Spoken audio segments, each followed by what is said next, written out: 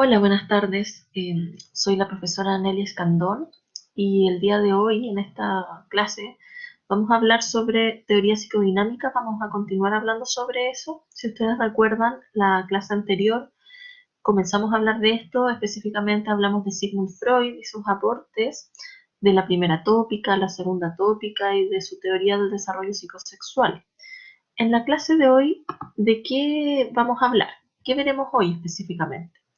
Vamos a hablar de un concepto que es muy importante dentro del psicoanálisis, que son los mecanismos de defensa, perdón. Vamos a explicar qué son y nos vamos a referir a algunos tipos específicos de mecanismos de defensa. Y luego vamos a hablar sobre aportes de sucesores de Freud, ¿sí? Es decir, nos vamos a referir a cuatro autores dentro de las teorías psicodinámicas que son Carl Jung, Alfred Adler, Karen Horney y Erik Erikson. ¿Sí? De eso se va a tratar esta clase. Entonces, comenzaremos por el tema de los mecanismos de defensa. ¿Sí? ¿Qué son los mecanismos de defensa?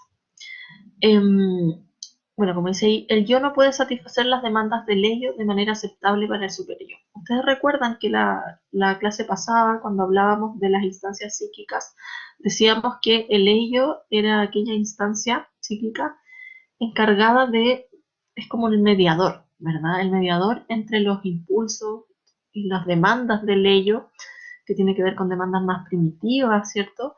Y por otro lado, también el yo tiene que ser capaz de responder a los requerimientos del super yo, ¿sí? Que tiene que ver con el deber ser, todo el tema como más moral de lo que es correcto y lo que es incorrecto, ¿verdad? Entonces, a veces sucede un conflicto o distintos conflictos intrapsíquicos que se caracterizan porque el yo tiene cierta dificultad para cumplir este rol mediador entre el ello y el superyo, ¿sí? Entonces le resulta difícil poder satisfacer las demandas del ello de forma que sea aceptable para el superyo, es decir, de una forma que sea moralmente correcta, podríamos decir, ¿sí? Entonces cuando esto pasa, cuando el yo tiene dificultades para enfrentar estas demandas que podríamos decir que son opuestas entre el ello y el superyo, surge entonces como una señal de alarma la ansiedad, ¿sí? Y la ansiedad, bueno, son sentimientos de preocupación, de desasosiego, sentimientos desagradables que surgen a raíz de este conflicto intrapsíquico. Entonces, ¿qué hacemos nosotros? ¿Qué es lo que ocurre en nuestro aparato psíquico cuando experimentamos esta ansiedad a raíz de este conflicto intrapsíquico? Surgen entonces lo que son los mecanismos de defensa, ¿sí? Que son mecanismos que están dirigidos o tienen la finalidad de disminuir nuestra sensación de ansiedad, nuestra ansiedad, ¿sí? Y a partir de esto entonces impide que este conflicto se nos vuelva consciente, ¿sí? Entonces mantiene en un nivel inconsciente la presencia de este conflicto intrapsíquico que nosotros estamos viviendo.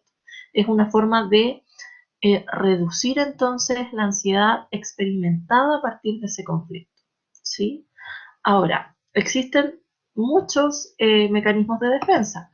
Nosotros hoy vamos a referirnos específicamente a 9 mecanismos de defensa. Vamos a hablar de la negación, de la represión, de la proyección, de la identificación, la regresión, la intelectualización, la formación reactiva, el desplazamiento y la sublimación, ¿sí? Entonces vamos a hacer un recorrido a través de estos 9 tipos distintos de mecanismos de defensa, ¿sí? Partamos entonces por la negación. La negación es un mecanismo de defensa que ocurre cuando estamos, por ejemplo, frente a una realidad que nos resulta muy difícil de manejar, ¿sí? Entonces, al ser una realidad tan amenazante para nosotros, este mecanismo nos lleva a rehusarnos a reconocer que aquello está sucediendo. Entonces, negamos la realidad de ese acontecimiento, de aquello que está sucediendo y que nos resulta difícil. Por ejemplo, supongamos que nosotros tenemos una pareja y un día nuestra pareja nos dice, ¿sabe qué? Ya no estoy enamorado de ti. Por lo tanto, quiero que esto se termine porque ya no te amo, ¿sí? Nosotros podemos reaccionar desde un mecanismo de defensa de la negación, si es que, por ejemplo, nuestra reacción es decir, no, si yo sé que en realidad él está enamorado de mí, a pesar de que me dijo que no, pero yo sé que está enamorado de mí. Entonces me niego a aceptar esa realidad. Entonces digo, no, sí, yo sé que va a volver y me lo creo firmemente porque estoy negando una realidad que me resulta muy dolorosa y es aceptar que esa otra persona no me quiere, ¿sí? O por otro lado, supongamos que me diagnostican de un cáncer, no sé, terminal, ¿sí? Y mi reacción es decir, no, si en realidad sí estoy enferma, pero es una cosa sin importancia que va a pasar luego, ¿sí? Es decir, estoy negando eso, yo me lo creo que en realidad no es importante, ¿sí? Entonces, es tan abrumadora esa realidad, tan insoportable para mí, que mi estrategia para reducir la ansiedad que esto me provoca es hacer como que no está pasando, ¿sí? Y yo me lo creo, ¿sí? Entonces, lo niego. Entonces, ese sería el primer mecanismo de defensa. Otro mecanismo muy importante es la represión, ¿sí? Aquí, como imagen, yo escogí una olla a presión, ¿sí? Algo que está oculto y que está, eh, bueno, reprimido, valga la redundancia, pero que de alguna forma igual busca la manera de salir. Voy a leer la definición que puse aquí. La represión es cuando se eliminan de la conciencia información que nos resulta intolerable, como ciertos deseos, pensamientos, sentimientos, recuerdos. Es tan abrumador que lo ocultamos, ¿sí? Hacemos como que no pasó, por ejemplo. Por ejemplo, supongamos que nosotros vivimos una situación de abuso sexual y reprimimos ese acontecimiento. ¿Y qué significa que lo reprimamos? Que no lo recordamos, lo olvidamos, ¿sí? Entonces simplemente se va de nuestra conciencia, no recordamos nada de lo que pasó o el momento más complicado, más difícil, lo borramos de nuestra memoria, ¿sí? Entonces estamos reprimiendo esa información. O no sé, pues hemos sufrido un accidente de tránsito también muy difícil de asimilar y nos ocurre lo mismo, no recordamos detalles o no recordamos nada, puede ser, de aquel acontecimiento y es porque es tan abrumador que entonces lo reprimimos. Pero aquí yo quisiera recordar algo de lo que mencionábamos la clase pasada que tiene que ver con el inconsciente, ¿sí? El inconsciente es material que está reprimido, ¿cierto? Pero que busca la forma de pasar a la conciencia. ¿Sí? ¿Ustedes se acuerdan cuál era la vía regia de acceso al inconsciente? ¿Se acuerda que, por ejemplo, eran los sueños? ¿Sí? Específicamente los sueños, Freud decía que era la vía regia, la vía principal para acceder al inconsciente. Entonces podemos suponer, por ejemplo, que, no sé, vivimos esta situación de abuso sexual, la reprimimos, pero podemos esperar, es de suponer que ese material que está reprimido busque la forma eh, a veces más sutil, a veces menos sutil, de hacerse presente, de manifestarse, ¿sí? Porque es información importante que estamos nosotros manteniendo reprimida en nuestro inconsciente. Entonces, por ejemplo, pueden ser a través de los sueños, tal vez no es que yo sueñe con un abuso sexual, pero puedo tener sueños vinculados de manera más indirecta con aquel evento. ¿Sí? Yo puedo tener lapsus en el lenguaje donde me equivoco y digo palabras que tengan relación con aquel evento, en fin, ese material reprimido puede manifestarse de distintas formas también, ¿sí? Vamos a pasar ahora a proyección e identificación. El mecanismo de defensa de la proyección tiene que ver con que nosotros atribuimos a otras personas sentimientos, pensamientos, deseos o motivos reprimidos, ¿sí? Porque son tan difíciles de asimilar en nosotros mismos que entonces es más fácil ver aquello que nos resulta doloroso en nosotros, es más fácil verlo en otros, ¿sí? Supongamos que estoy viendo una película de terror con un amigo y la película me da miedo, pero me cuesta asumir que yo tengo miedo, ¿cierto? Entonces, el mecanismo de defensa puede ser que yo le diga a mi amigo, oye, pero que no tengas miedo si esto es una película de ficción, ¿sí? Y trate de calmarlo a él o a ella, no sé. Cuando en realidad quien tiene miedo soy yo, ¿sí? Entonces estoy proyectando ese temor, ese miedo en otra persona, porque me es más fácil asumir que él o ella tiene miedo antes que asumir que yo tengo miedo, ¿sí? O por otro lado, otro ejemplo puede ser que yo me enojo con una amiga porque ella no es capaz de decir que no a las cosas que le molestan. Entonces le digo, oye, pero tú, qué sé yo, María, ¿cómo te cuesta tanto decir que no? ¿O cómo te cuesta imponerte frente a los otros? Y me enojo con ella por eso, así como que tienes que ser capaz de defenderte, no sé. Cuando en realidad a quien le cuesta hacer eso es a mí, ¿sí? Pero me es más fácil reconocerlo en mi amiga que en mí misma, ¿sí? Entonces, a lo mejor es un problema que tengo yo, que a mí me cuesta, no sé, poner límites con otras personas, eh, pero me resulta doloroso aceptarlo en mí, entonces me es más fácil proyectarlo y verlo en otra persona y no en mí, ¿sí?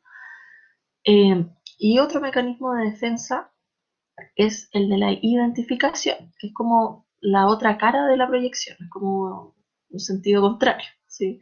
En la identificación yo adopto ciertas características de otra persona para así sentirme más competente, ¿sí? Es como que adquiero características que veo en otros porque considero que si adquiero esas características, si me identifico con eso, entonces voy a ser mejor, ¿sí? Voy a ser más competente.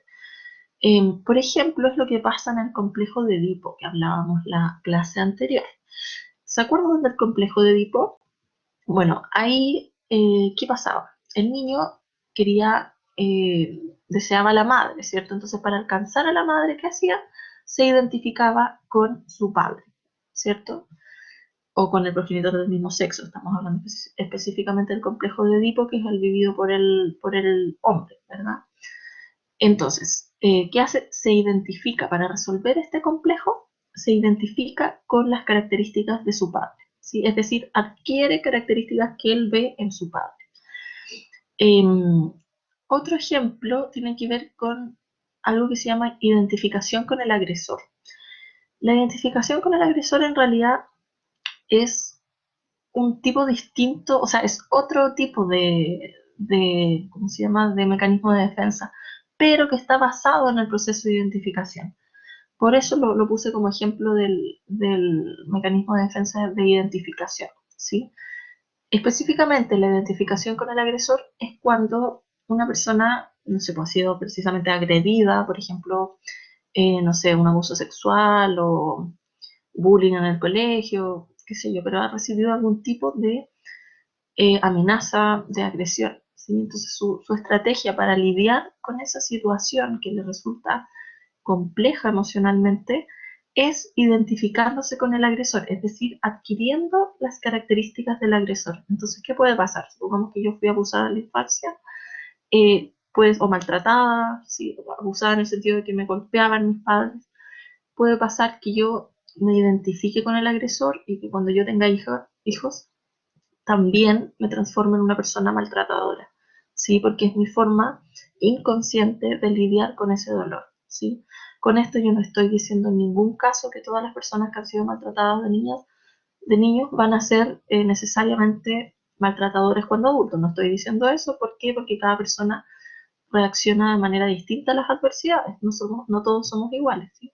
Pero pueden haber personas que utilicen este mecanismo de defensa de la identificación con el agresor de forma tal que toda esta ansiedad que le genera esa situación de maltrato, eh, la, la busque reducir esa ansiedad a partir del mecanismo de defensa de identificarse con el agresor, adquiriendo características que esa persona tenía y por lo tanto transformándose también en un agresor, ¿sí? Otro tipo de mecanismo de defensa es la formación reactiva, ¿sí? La formación reactiva ocurre cuando nosotros nos defendemos contra los sentimientos o pensamientos que nos resultan inaceptables, difíciles de tolerar en nosotros mismos, expresando hacia afuera, hacia el exterior, precisamente lo contrario a lo que nosotros realmente sentimos. Supongamos que, no sé, un amigo muy querido obtuvo un premio, no sé, por una competencia deportiva. Supongamos que yo soy deportista y mi amigo también, pero mi amigo obtuvo un premio y yo no. Y mi reacción es decirle, lo felicito, sí, pero con toda la energía del mundo, le transmito toda mi felicidad por su logro. Pero en realidad lo que yo estoy sintiendo es envidia, una envidia muy fuerte porque yo no pude obtener ese premio, ¿sí? Pero yo no le expreso la envidia, sino que en la formación reactiva es que yo le transformo esa envidia en todo lo contrario, ¿sí? Entonces le muestro toda mi felicidad por su logro. Y esto no es que sea una actuación, ¿sí? Sino que es un mecanismo inconsciente. No es que yo deliberadamente lo haga, sino que inconscientemente transformo esa envidia en felicitaciones, ¿sí? Pero a la base están esos sentimientos de envidia. O Otro ejemplo puede ser una persona que critica a X persona porque esa persona mantiene, no sé, una vida sexual muy promiscua, vive su sexualidad de manera demasiado libre y demasiado promiscua, así, entonces se le critica mucho por eso, pero en realidad quien está criticando eso, en el fondo, lo que quiere su yo, ¿cierto? Su inconsciente, es precisamente vivir una sexualidad más abierta y también promiscua, y a lo mejor le gustaría tener esa vida, pero desde la formación reactiva, porque le resulta intolerable aceptar eso en sí mismo, reacciona criticando ese tipo de conductas que en el fondo es una conducta que quisiera, ¿sí? Podría pasar, por ejemplo, también con el caso de la homofobia, ¿sí? Por ejemplo, ¿sí? Las personas que a lo mejor critican mucho, las personas de una orientación sexual diferente a la suya y, y son muy prejuiciosos al respecto, a lo mejor, no estoy diciendo que siempre sea así, pero pudiera ser que a la base esté también la formación reactiva, que en el fondo les gustaría poder explorar su sexualidad de esa forma, pero les resulta difícil aceptarlo, por lo tanto recurren inconscientemente al mecanismo de formación reactiva, ¿sí? Otro ejemplo, perdón, otro tipo de mecanismo de defensa es el mecanismo del desplazamiento. ¿Qué significa esto? Bueno, como su nombre lo dice, desplazar, transferir los sentimientos y pensamientos de un objeto a otro que nos resulta menos ansiógeno. ¿Qué quiere decir esto? Supongamos que yo estoy en mi trabajo y mi jefe se enoja conmigo y me reta. Y yo me mantengo ahí callada, ¿cierto? No digo mucho respecto a la situación y después llego a la casa y peleo con mi pareja, ¿sí?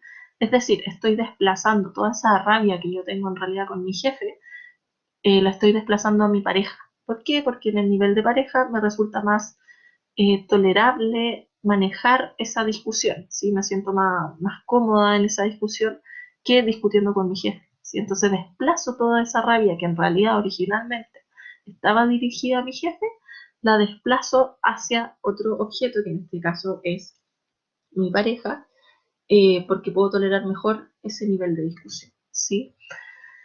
Otro ejemplo también es un niño que, supongamos, le hacen bullying en el colegio, constantemente sufre de bullying y de repente llega a su casa y tiene un ataque de ira donde rompe todos sus juguetes, ¿sí? Se destruye todo lo que tiene su, no sé, los juguetes que tiene en su casa. Entonces, aquí, ¿qué puede estar pasando? Que esté desplazando esa rabia que le genera el ser objeto de maltrato en el colegio, donde siente que no puede defenderse y se queda ahí sin hacer nada, ¿verdad? Y luego llega a casa y bota, desplaza toda esa rabia y la dirige hacia algo que para él le resulta más seguro manifestar esa rabia, que son sus juguetes, que es algo que no lo va a dañar, ¿sí? Entonces se produce el desplazamiento, la transferencia de esa rabia a otro, a algo que sí puedo tolerar, ¿sí? Otro tipo de mecanismo de defensa es la regresión. La regresión también, como su nombre lo dice, que es como de regresar a una forma de comportamiento que tiene que ver con una etapa anterior en mi desarrollo evolutivo, ¿sí? Volver a una etapa previa donde a lo mejor me sentía más segura que ahora, ¿sí?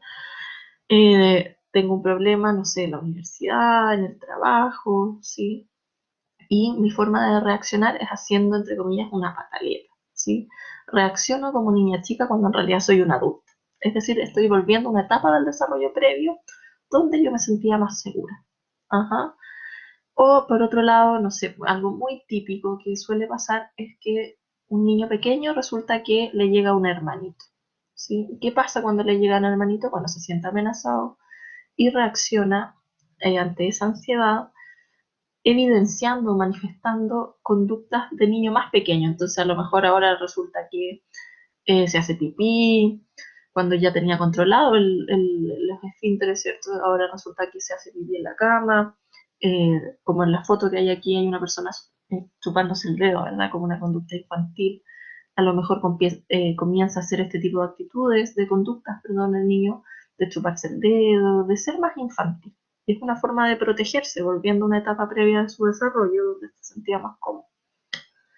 Otro mecanismo de defensa es la intelectualización, sí, también muy, muy común. Respecto a problemas estresantes, aquí la estrategia es distanciarse de esos problemas, de aquellas emociones que nos resultan angustiantes. ¿Y cómo nos distanciamos? Analizándolos de manera excesiva y de manera muy abstracta, es decir, desde lo cognitivo, dejando de lado nuestras emociones, ¿sí? Entonces, enfocamos el problema solo desde nuestra cabeza, ¿sí? Olvidando lo que sentimos respecto a ello, porque así también nos resulta más manejable. Pensamos desde lo cognitivo, pensamientos, desde el intelecto, ¿sí? Por ejemplo, aquí dice, Ana terminó con Marcos. Marcos no quería terminar, pero lo analiza y concluye que en realidad eso era lo mejor, ¿sí? Entonces, Ana le dijo, ya no quiero seguir contigo. Marco primero reacciona, qué sé yo, con pena, qué sé yo. Y luego dice, no, pues en realidad, no sé, empieza a racionalizar, a intelectualizar, a decir, no, en realidad ella no me convenía, estoy mejor solo, esto es lo mejor que me podía pasar, y en realidad no se conecta con sus emociones, sino que se distancia de ellas a partir de hacer un análisis muy abstracto, muy racional, muy desde el intelecto de aquella situación. Otro ejemplo que tiene que ver con lo que estamos viviendo ahora es, no sé, pues supongamos que alguien está en cuarentena, ¿verdad? Por el tema del COVID-19 y esta situación de estar en cuarentena le genera ansiedad, ¿sí? Eh, y esta persona comienza a pensar, bueno, en realidad estar en cuarentena es bueno para mí porque me voy a desarrollar como persona, tengo la posibilidad de crecer y empiezo a pensar todo desde esa intelectualización, ¿sí?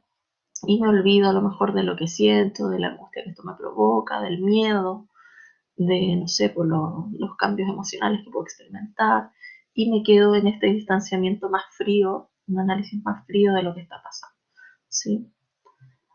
Y finalmente está el mecanismo de defensa de la sublimación, ¿sí? Se refiere a cuando nosotros reorientamos los motivos y sentimientos reprimidos en canales socialmente aceptables. Por ejemplo, el ser bombero puede ser un ejemplo. ¿Sí?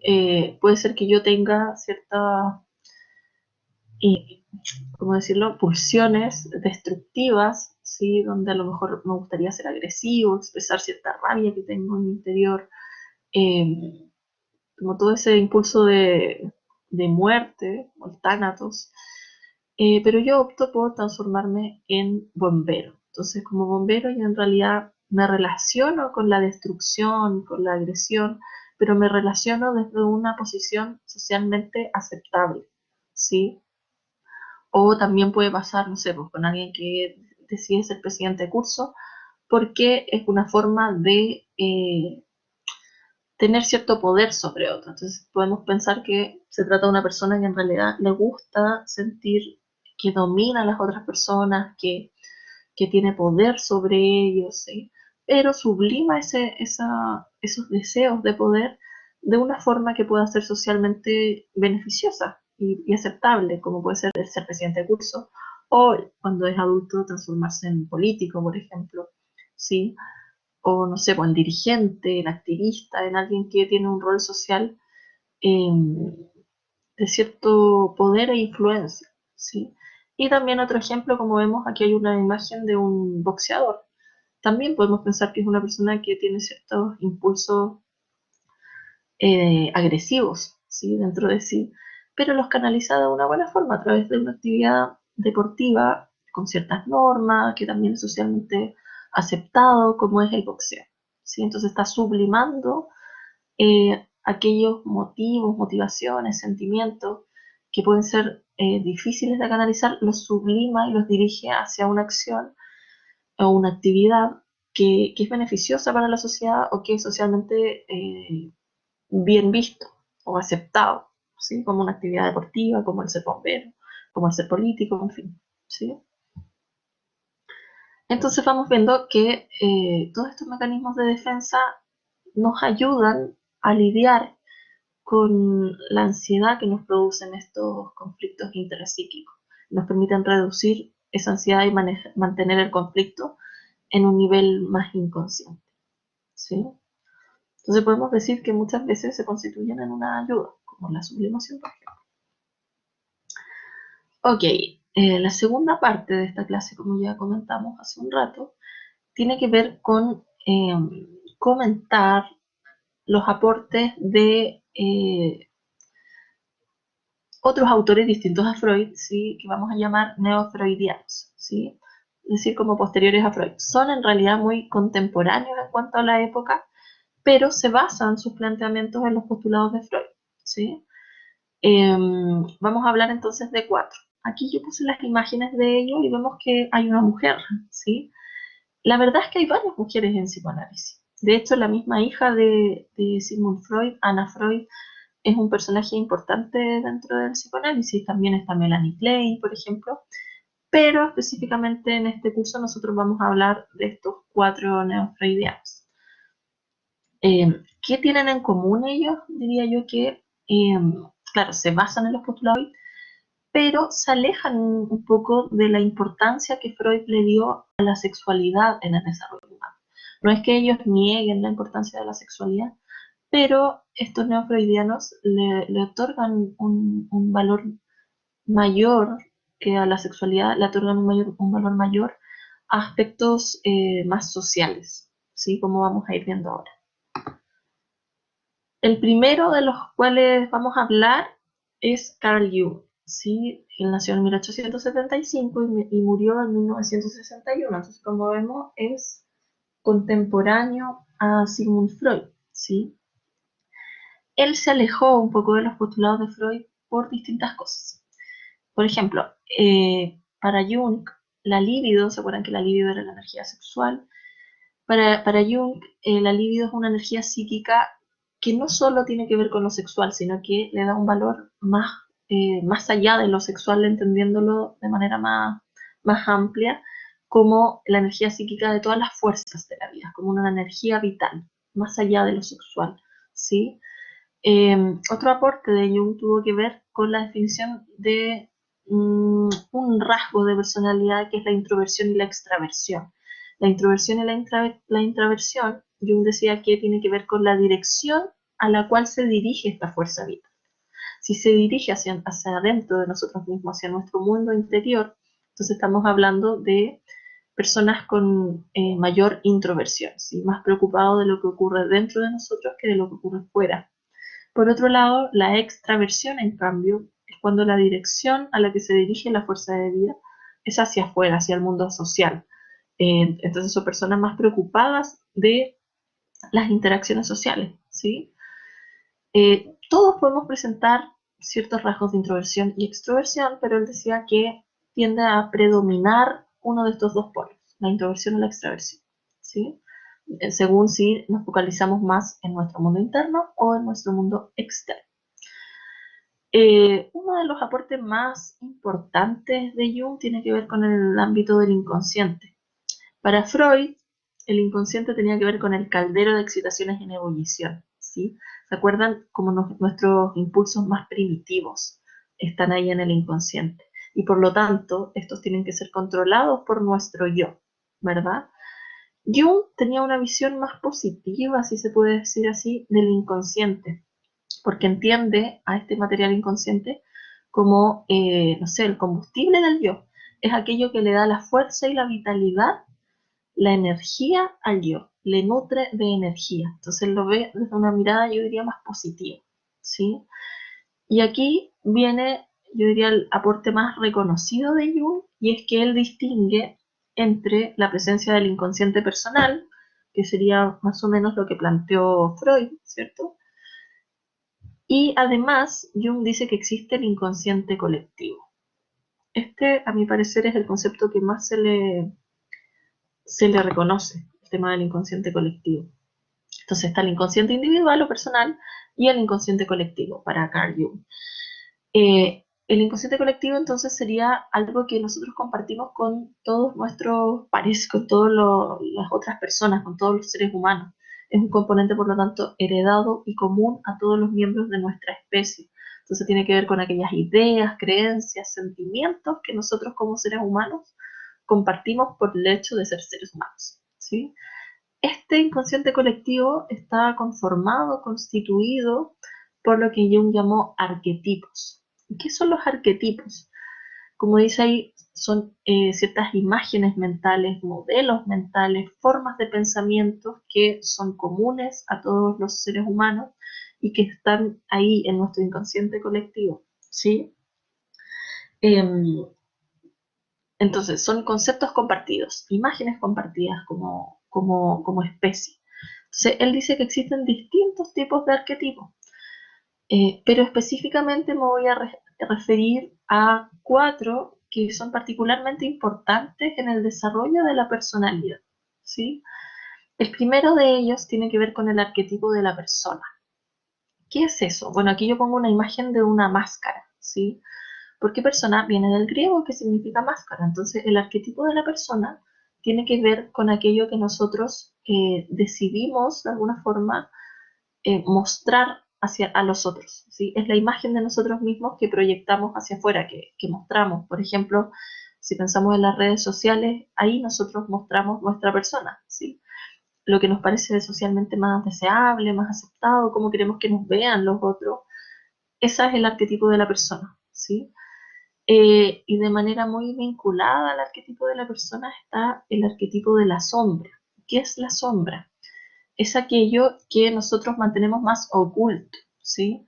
¿Por qué? Porque pueden ser cosas que son más íntimas, cosas que nos resultan más vergonzosas, cosas que no nos gustaría que el resto supiera de nosotros de manera tan pública, ¿sí? Entonces está la persona, que es lo que nosotros mostramos hacia afuera, cómo nos ven, y la sombra, que es aquella parte de nosotros que está más escondida, más oculta, ¿sí? Por ser probablemente más vergonzoso.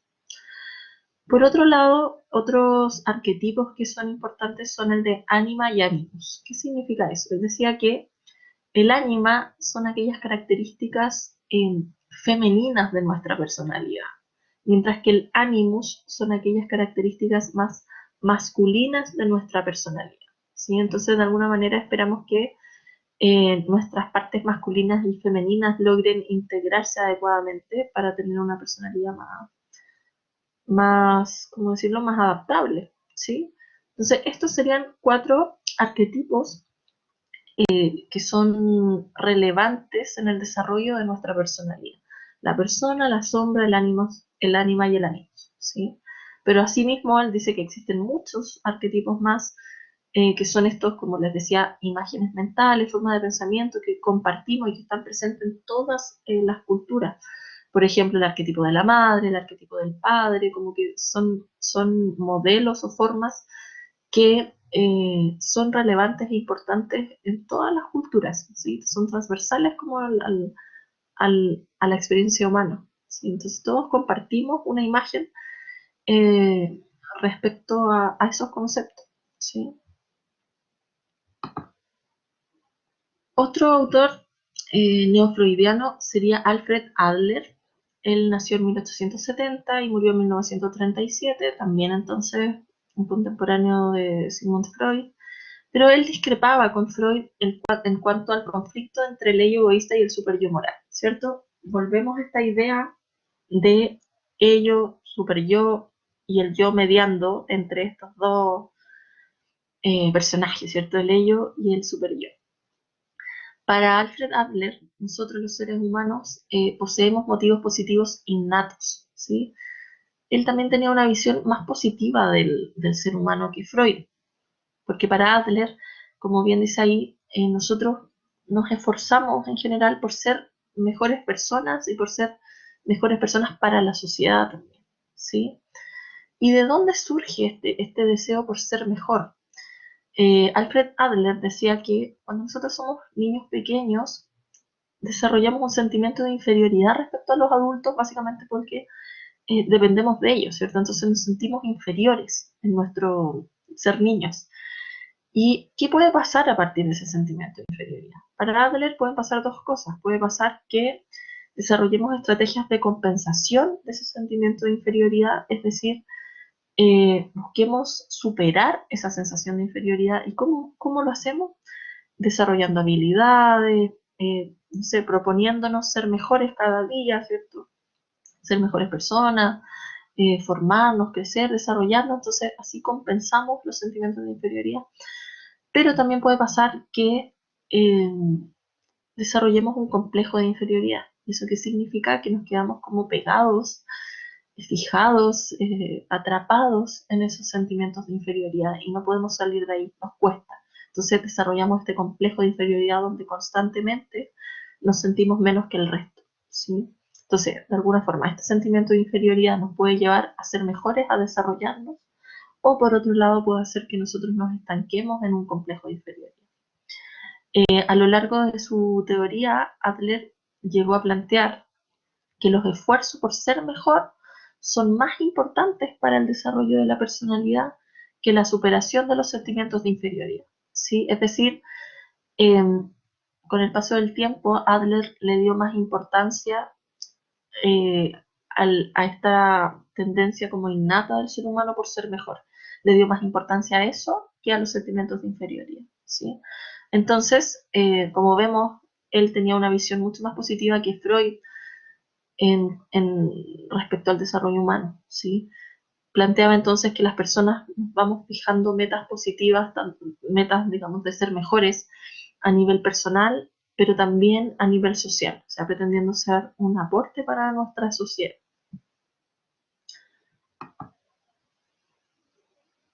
Bueno, otro autor importante es Karen Horney, ¿sí? Ella nació en 1885 y murió en 1952. Karen Horney le dio más importancia a los factores ambientales y sociales, particularmente a las relaciones interpersonales o relaciones humanas que las personas desarrollamos en nuestra infancia, le dio más importancia a eso que a la sexualidad, ¿sí? Como Freud, que le daba mucha importancia al desarrollo sexual.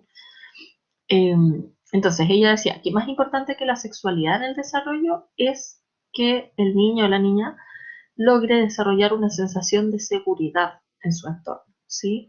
Y también que son importantes las respuestas que las personas eh, manifestamos frente a las amenazas que ya pueden ser amenazas reales o amenazas imaginarias que nosotros pensamos que están ahí, pero que no necesariamente son reales, ¿sí? Entonces, para ella es importante esta sensación de seguridad y cómo nosotros reaccionamos a las amenazas.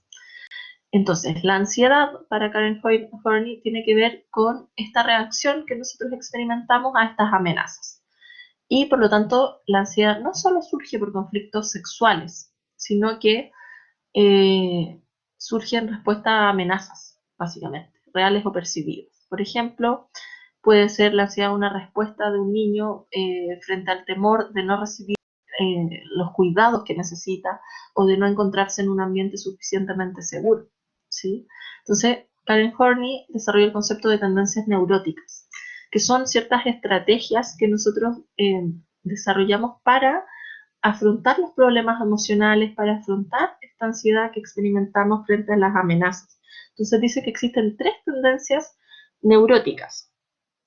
Una de ellas tiene que ver con la tendencia de sumisión, que se caracteriza porque nosotros nos sometemos frente a esta ansiedad que experimentamos, optamos por someternos a los otros, ¿sí? Ser sumisos, adaptarnos a los requerimientos de las otras personas, tratar de agradarles. Por otro lado, otra estrategia que podemos utilizar para afrontar los problemas emocionales que vamos experimentando tiene que ver con una tendencia más agresiva, ¿sí? Donde buscamos atacar al otro. En este caso somos nosotros los que a lo mejor vamos a querer someter a la otra persona, vamos a ser agresivos, ¿sí? Y una tercera estrategia o tendencia neurótica tiene que ver con el desapego. Y el desapego implica que entonces voy a optar por aislarme, por no vincularme de manera cercana con las otras personas, porque en el fondo si no me vinculo, nadie me va a hacer daño, entonces es una forma de proteger, ¿sí? El problema es cuando nosotros nos quedamos como pegados en el uso de una de esas tres estrategias, de una de estas tres tendencias, ¿sí? Eso se vuelve más problemático, ¿sí? Al quedarse como atrapado en una forma de funcionar, en una de estas tendencias neuróticas. Karen Horney, además, es importante señalar que puede ser considerada como una precursora del pensamiento feminista. ¿Y esto por qué? Porque ella le atribuyó mucha importancia a la influencia de la cultura en la definición de lo que es ser masculino y femenino, algo que no era común o tan común en su época, ¿sí? Se consideraba antes que ciertas características femeninas y masculinas son así y vienen dadas desde lo biológico, ¿sí? Desde el ser hombre biológicamente y desde el ser mujer biológicamente. Pero Karen Horney dijo que no era así, ¿sí? Que la cultura va a influir en lo que se define como femenino y masculino, por lo tanto es precursora del pensamiento feminista. Y finalmente, el último autor del cual hablaremos hoy es Erik Erikson. Él nació en 1902 y murió en 1994. Este autor es muy importante a la hora de hablar de desarrollo humano, ¿sí? Él planteó una teoría del desarrollo psicosocial. ¿Se acuerdan que Freud hablaba del desarrollo psicosexual? Bueno, Erikson se enfoca en el desarrollo psicosocial. Es decir, también es un autor que pone énfasis en los aspectos más sociales vinculados al desarrollo humano. ¿Sí? Él de alguna forma reinterpretó las etapas psicosexuales de Freud desde una mirada más social.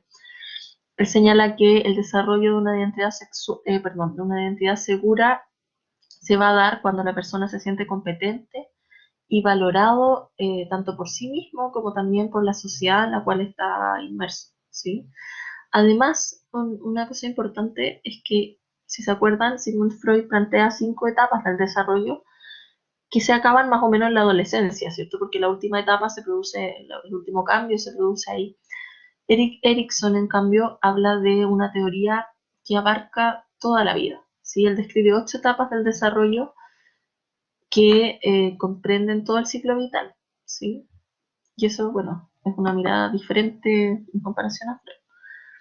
Estas 8 etapas, bueno, aquí tenemos 5 y puse estas 5 aquí porque son las que más o menos coinciden con las etapas de Freud en cuanto a la edad, ¿sí?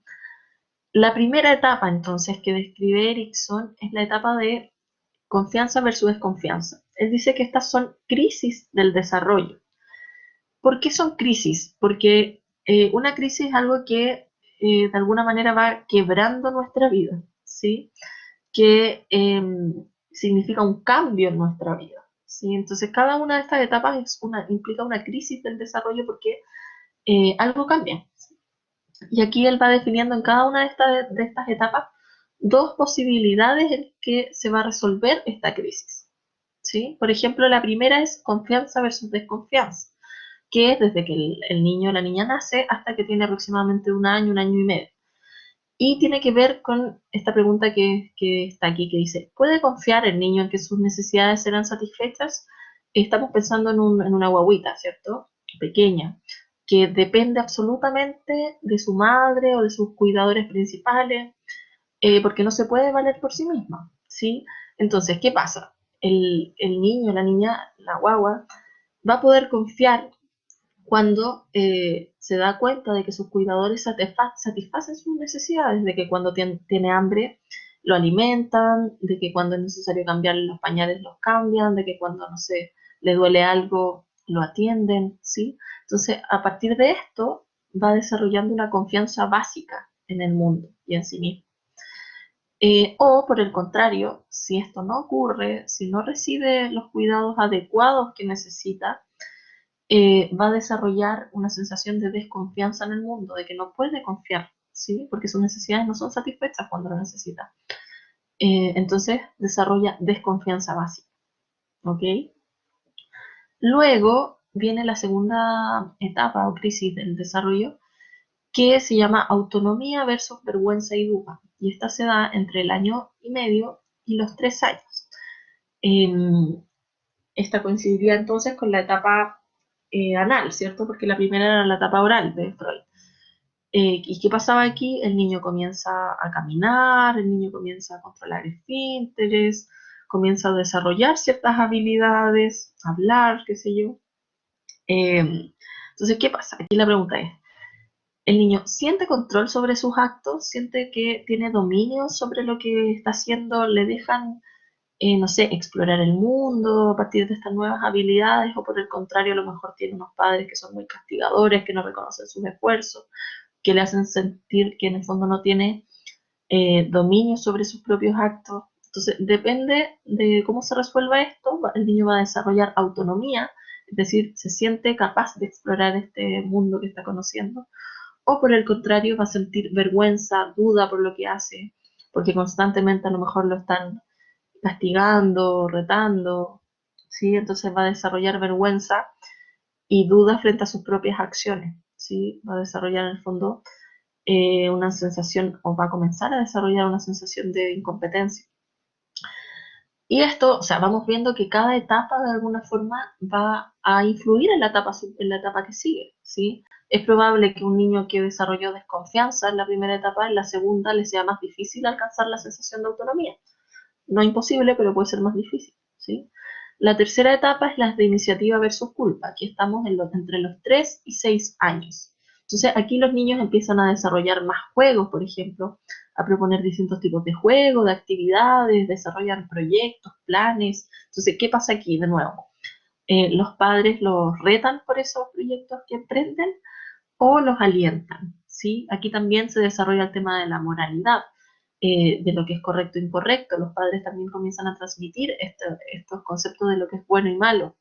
Entonces el niño empieza también a internalizar esas cosas y puede desarrollar una sensación de, puede desarrollar la iniciativa respecto de emprender nuevos proyectos o por el contrario desarrollar sentimientos de culpa por sentir que lo que está haciendo es incorrecto, está mal. Entonces todo esto va a depender de cómo el entorno reaccione frente a estos proyectos o planes que el niño va desarrollando. Si lo reacciona desde el castigo, desde retarlo, entonces va a desarrollar culpa. Si es que lo animan a desarrollar estos proyectos, lo alientan, va a desarrollar mayor iniciativa, ¿sí? Luego viene la fase de los 6 a los 12 años, o sea, estamos pensando en un niño que ya está escolarizado, ¿sí? Y aquí la etapa se llama laboriosidad versus inferioridad. Entonces, el niño ya entra al colegio, empieza a adquirir habilidades, conocimientos, ¿para qué? Para transformarse en un adulto útil a la sociedad, ¿sí? A partir de adquirir todas estas habilidades y conocimientos, básicamente en el colegio. Entonces, si logra atravesar esta fase de forma exitosa, va a desarrollar una sensación de laboriosidad, es decir, de que es útil, de que puede hacer las cosas que se le pidan, ¿sí? O por otro lado, si es que se siente incompetente, va a desarrollar una sensación de inferioridad. Si es que constantemente lo están retando, si es que, no sé, eh, a lo mejor se va a comparar con los compañeros y no lo hace tan bien, se va sintiendo inferior, ¿sí? Luego viene la fase de identidad versus confusión de rol, que se da entre los 12 y los 19 años. Es posible pensar que muchos de ustedes a lo mejor se encuentran en esta crisis del desarrollo de la identidad versus confusión de rol. ¿Qué pasa aquí? El desafío aquí es lograr integrar los distintos roles que nosotros tenemos, roles, no sé, de amigo, de hijo, de hermano, de pololo, qué sé yo, los distintos roles que tenemos, integrarlos de forma de obtener como una visión integrada de nosotros mismos, ¿sí? Esto tiene que ver con la identidad. La identidad es aquello que nos hace sentir que nosotros somos los mismos a pesar de todos los cambios que tenemos, ¿sí? Entonces, en esta etapa de los 12 a los 19 años, ya hemos experimentado muchos cambios a lo largo de nuestra vida. Cambios físicos, cambios sociales. Entonces, cómo nosotros logremos integrar eso va a influir en nuestro sentido de identidad, ¿sí? Cómo somos nosotros mismos, cómo nos definimos a nosotros mismos, ¿sí? Entonces, ese es el desafío aquí, lograr una visión integrada de nuestra identidad, saber quiénes somos, qué queremos, qué buscamos, o por el contrario, estar confundidos respecto a esos aspectos, ¿sí? Luego, las siguientes tres etapas, la que sigue es la intimidad versus aislamiento entre los 19 y los 40 años. Aquí el desafío es establecer relaciones profundas, relaciones íntimas, comprometidas, auténticas con otras personas. Y dentro de eso, por lo tanto, también se incluye el tema de establecer una relación de pareja íntima. En este sentido, intimidad en el sentido de complicidad emocional, de confianza, ¿sí? O por el otro lado, si a lo mejor no hemos transitado de la mejor forma todas las etapas previas, vamos a, en esta etapa, irnos por el lado del aislamiento, en el sentido de que vamos a desarrollar relaciones más superficiales, más vacías. menos íntimas, ¿sí? Luego viene la etapa de la generatividad versus estancamiento, que se da entre los 40 y los 65 años. Aquí el desafío tiene que ver con lograr sentirnos partes de la sociedad, sentirnos productivos, útiles, que somos capaces de constituirnos en un aporte para las generaciones futuras, las generaciones que vienen, ¿sí? O por otro lado, si es que no nos sentimos que somos un aporte para la sociedad, se produce el estancamiento, el sentir que no vamos a ninguna parte, que no somos un aporte, ¿sí? Entonces se estanca nuestro desarrollo o tenemos esa sensación de estar estancados en nuestra vida. Y finalmente viene la fase que se da de los 65 años hasta la muerte, que es la fase de integridad versus desesperación. Y es aquí cuando las personas es como observar la vida hacia atrás, ¿sí? Y analizar qué tan satisfechos estamos con la vida que hemos llevado. Si estamos a gusto con lo que hemos hecho con nuestra vida, entonces vamos a desarrollar esta sensación de integridad. Pero si no es así, si miramos hacia atrás y no nos gusta lo que hicimos, y a lo mejor sentimos que ya no nos queda tiempo para, o simplemente que no podemos, que no es posible cambiar la vida que hemos llevado hasta ahora, entonces se produce una sensación de desesperación, porque además vemos la proximidad de la muerte. Por lo tanto, ese pudiera ser el desenlace, ¿cierto? Integridad si es que estamos satisfechos con la vida que hemos llevado, o desesperación si es que sentimos que no nos gusta quienes somos, o sea, miramos hacia atrás y no nos gusta lo que hemos hecho con nuestra vida. Entonces se produce esa sensación de desesperación, ¿sí? Entonces reitero, uno de los principales aportes de Erickson es el proveernos de una teoría que abarca todo el ciclo vital, ¿sí? No solo la infancia, sino que contempla todo el ciclo vital hasta la muerte, desde una mirada psicosocial. Entonces, para ir cerrando, simplemente me gusta dejar algunas como preguntas para la reflexión. No es algo que tienen que no es una tarea, simplemente es como para que vayan reflexionando sobre el tema. Por ejemplo, respecto a los mecanismos de defensa, ¿podrías pensar en algunos ejemplos de los mecanismos que conversamos? O por otro lado, ¿qué conceptos claves asociarías con cada uno de los autores que revisamos hoy? Cada uno de ellos tiene ciertos conceptos que son como principales en sus aportes. Entonces, ¿cuáles serían en cada uno de estos casos, en cada uno de estos autores? ¿Cuáles serían esos conceptos principales? Y por último, les quiero comentar que haya ciertas lecturas o videos que son importantes que pudieran revisar para la próxima clase, ¿sí? Esto les va a servir de base para la clase de la próxima semana, que ya no tiene que ver con psicoanálisis, ¿sí? Entonces, una lectura es de Morris, el capítulo 5, de la página 191 a la 231, y por otro lado hay dos videos que van a tener disponibles en la plataforma, pero que igual aquí se los indico, dos videos breves que explican sobre el condicionamiento clásico y el condicionamiento operante, porque la próxima clase tiene que ver con eso, ¿sí? Teorías del aprendizaje. Así es que eso es todo. Que estén muy bien. Adiós.